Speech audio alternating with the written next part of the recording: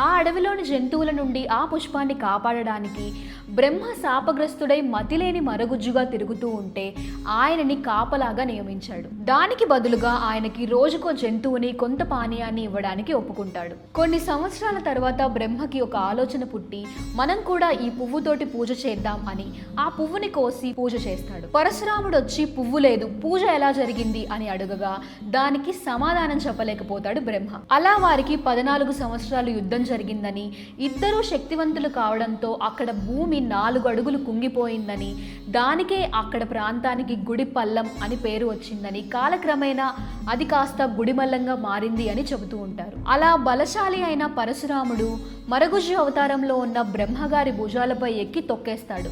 ఒకరోజు పూజకే నాకు ఇలాంటి గతి వచ్చిందా అని బ్రహ్మగారు బాధపడుతూ నేను వెళ్ళిపోతాను అని వేడుకున్న సమయంలో సృష్టికర్త అయిన శివుడు ప్రత్యక్షమై వారిద్దరి భక్తికి మెచ్చి వారికి ముక్తిని ప్రసాదించారు అని చెబుతూ ఉంటారు. అలా ఆ లింగానికి పరశురామేశ్వర లింగం అని పేరు వచ్చింది.